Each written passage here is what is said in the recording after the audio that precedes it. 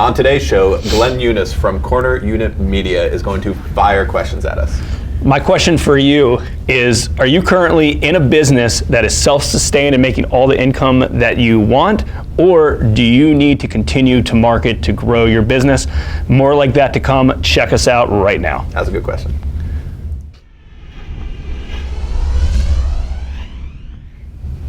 Hey guys, today we are going to be doing a few questions about one of our favorite topics, marketing. Our buddy Glenn is going to be asking questions and moderating. We don't know what the questions are.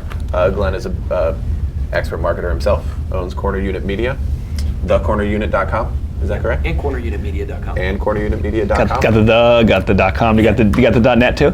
No. Don't need it. Don't need it. That could be one of the questions for What's today. the first? The .com is the important one. No doubt about that. All right, so let's get started, boys. What do you think? Okay. All right. Yeah, dig in. What you got?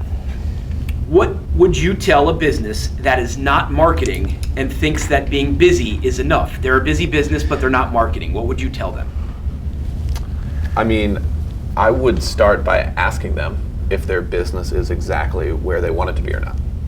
And if it is where they want it to be, then you're doing everything great. That's right. Like if you aren't looking to make any more top line, bottom line, whatever it is, grow, then you're doing great. And if the answer is no, we're not where we want to be, then we have to start talking about, well, what is it you need? And this is kind of a marketing question and kind of not. Like, are you looking to do more business? It's not always doing more. Sometimes it's about just better numbers. Like, are you cutting costs? Are we going to cut, and that could be about marketing too. Like maybe they have a big budget on whatever. So it would require a couple questions before I could really answer that one for a business owner. Yeah, pretty much what you said. Just like a goal sheet, you got to figure out what your end game plan is in mind and work backwards. And if your end game plan is, hey, I've already reached it, I don't need to do marketing. The answer of like, I don't need to do marketing isn't, the only reason you don't need to do marketing is if you are already well established and you're exactly where you want to be running smoothly. Like, you're going to wake up and you get to your office at 8 or 9 o'clock and you're going to transact all the business that you have. You're going to bring in your fee that you need to keep the business running. And as long as you're content with all that, great. I still argue you still need to market because some of that business could go away, but. That's a good point too. All right, so next one. Step one, day one. First thing you should do to start marketing. And I'll give you a couple examples so that you kind of, is it a website? Is it Facebook? Is it starting an email capture? Is it talking to your natural circle? Day one, step one, what would you recommend people doing for marketing? So you already have a business entity in place. You're not really transacting business, or you are, but now it's okay. Cool. So a few things. Number one, domain name and website. Don't overthink domain name related to your business. If you can get a business domain that is exactly the same as your business entity, that's great. Or if it describes your business, that's fine. But so many people overthink of, oh well, I own XYZ real estate and I can't get XYZ real estate. Well, who cares? Get something similar to get something that's catchy. There's a lot of very good brands that have vanity URLs, that have very good URLs that are not what their brand name is, right? It doesn't need to be. Hard Money Maryland, if you're doing a hard money lender in Maryland, it's fine. You don't need to have the domain name Hard Money Maryland, right? But a lot of people do overthink that. So get a good URL. Get a good handle or Facebook page thing. I guess handle is Twitter. So get that for all those social platforms that you utilize. Get a website in place as well. Spend time on that on the front end and make sure, like, even though some of that stuff most people aren't interested, or you don't think, oh, I can just get to that. Like, it is important. Get to that. Even if you're not doing like massive internet marketing, you need that for credibility, for offline marketing and online marketing. You need that as like your home, as your home base, right? Like, that is your credibility pack. So you have to put that in play. And at the same time, while you're at it, get at least one way to collect email addresses, either a full-on lead capture page or just like a newsletter sign up, or just something that you can start from day one. Because if you don't do this, you're gonna do it down the road, and you may never get to it. So you have to get some sort of way to capture email addresses that are populating into a CRM or an email capture form like MailChimp. Yeah, I was also going to comment on the email part of it.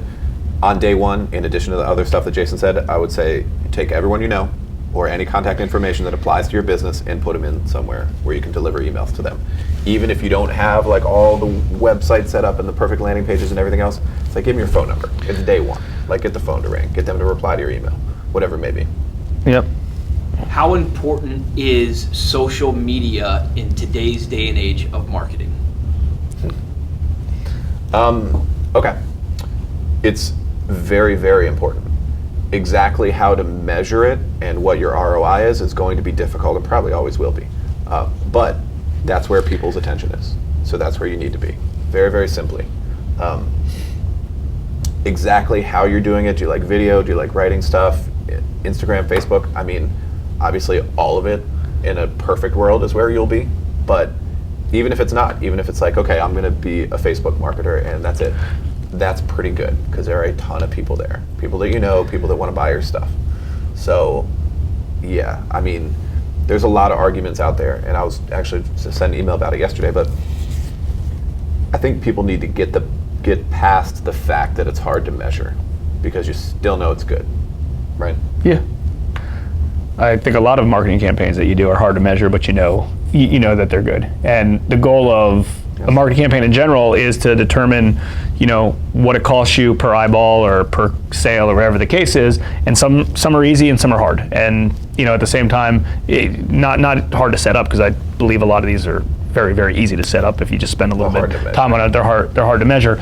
But also, it also depends on what business you're in. I mean, some businesses, it's like, if you're not on there, you'll never survive. Other businesses are, you need to be on there, but maybe not as much type of thing. Again, figure out who the target audience is. It's very easy to go online and Google who your target audience and where they hang out and things like that. I mean, if your target audience is younger age, 20s, 30s, they're on social platform. If they're in, I don't know, online gaming, internet marketing, things like that, like obviously they're online. If it's an older school audience, they're still on social media, and you know that. Maybe they're on Facebook and they're not on Snapchat, right? But at the same time, you need to understand your target audience so you know what social platforms to market and to be on. Yep. What do you tell somebody who has a small business and not a lot of infrastructure and wants to do marketing but can't do it themselves, but thinks they want to, but can't figure out a way to do it? Yeah, this comes up a lot. This comes up a lot. So So two things. I'll give you my answer from 10 years ago, and I'll give you my answer from today, because that answer changes. 10 years ago, I would have done it all myself, and we did it all of ourselves. We didn't have a budget, or we didn't want to put money towards any third-party resources. We learned website design, we learned HTML, we learned a lot of stuff which are useless traits as a lender or as a real estate investor. Like, I'm glad I know how to do that stuff, and I know the basics of it now to manage other people, but we did all that because we didn't really have a budget to pay somebody to do it. Or we didn't think we had the budget. Maybe we did. So a lot of these types of things, well, a few things. Number one, a lot of times they'll take back burner because you're working on your transactional stuff, even though arguably those growth and those content pieces are probably more important than some of the nitty-gritty transactional work you're working on. I would say my advice is to understand it and be able to execute on it if you wish at a small level. But as you grow, or I understand it, I guess, so you can kind of talk the talk and fill in if you need to, but work someone else into your infrastructure. If it's an employee, if it's an outsourced person, if it's a complete virtual person, local, not local, either way, understand it so you can know how you want to talk to them and like set up a game plan around what you're trying to do, but have someone else do kind of the boots on the ground nuts and bolts of it. Yeah, to piggyback on that a little bit, I think a business owner also needs to be realistic with themselves and honest with themselves about what they are or aren't going to work on. We did a lot of heavy lifting type stuff, marketing wise, when we first got started because we didn't have the budget, we didn't have the team. But we were also into it. We also enjoyed the marketing aspects, and we still do. Some other people, friends of ours, other business owners, might have fantasies about having the content game and the marketing game and everything else, but they're just not realistic about the fact that they aren't going to work on it themselves. They aren't into it, right? at that point, like Jason said, you need to hire somebody outsourced. You need to get someone on your team. Like just be realistic about what it is you do and don't do every day. Yeah, that's a fair point. Figure out and what you like doing, what you don't like doing. Like Yeah, if you what you- love jumping what you on don't. camera and Yeah. doing that stuff and you're meant for it, do it. I personally don't like getting on camera, but that being said, I do it because I understand that it works. So that's Being kind of said, I do it 3-4 times a week. So I mean, it works. It clearly works. But at the same time, like if I had to write blog posts, I couldn't do it. Like I'm a bad writer. I can't write. Right now we have people that help write stuff for us. You know, anytime we did email broadcasts, Chris was the ones writing those. You know, so it depends. Figure out what you like doing and what you don't like doing. And if you're passionate about something, then do it yourself. But don't give yourself a goal to, hey, I know I need to get 4 blog posts out a month, but I hate doing these. It's just never going to get done. There's no point. What would you tell a small business owner that knows they need to market, whether it's video, email blasts, direct mail, what have you, social media, whatever the outlet is, but their concern is, I don't want to put all of this out there, whether it's junk on social media or my face on video. What do you tell those people that think that out there is something scary? Basically, how do you explain to them that they can control the message they put out? Yeah. Some things are personal to your business or to yourself, and you don't have to put that all out there. You just don't. Think of Facebook, for example, how people use it personally. Some people are very, very open and detailed, and and other people would never do that. And that applies to your business too. Whatever you're, like we were saying before, whatever you're comfortable with, maybe plus 10%, because it's probably not that bad, and you might be a little conservative. And we've gone through that too.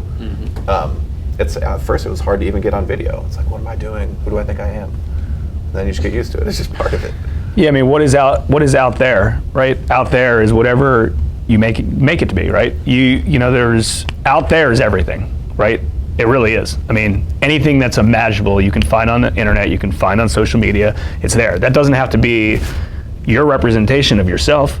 You represent yourself the way that you want to put things out there, and like Chris said, probably do it about 10% more than you would like, but it goes back to a video a few weeks ago. Check it out on one of our feeds, and you can see it on our podcast, or you can see it on YouTube or whatever, of a real estate investor that didn't want to be the sleazy guy that like, hey man, I just left this flip and I made 50 grand. Well, I'm not doing that. You don't see that on any of our feeds. Nobody's, if that guy, if whoever wants to do that, let them do it. You don't have to be that one. You put out there what you're comfortable putting out there, and it could be content that helps your clients. It could be stuff that's a direct representation of who you are and what you're passionate about, but stick to who you are and of whatever's in your comfort zone. Don't put it, you don't need to put trash out there. It's there already, so you don't really need to put any more out. Valid point. Good stuff. Cool. I like that format. Well, thank you for those questions. Any other questions related to this topic or marketing in general? Comment below. One topic that comes up a lot is marketing, because we're very passionate about it, as you can tell, and it's something we really like talking about. And it's good to have a format like this because it comes right off, comes right out of our mouths, because we've been through it. We've been through it a lot. So as always, comment below with any questions you have. Maybe you'll be presented on a next show. Like, comment, share, subscribe. We certainly appreciate it.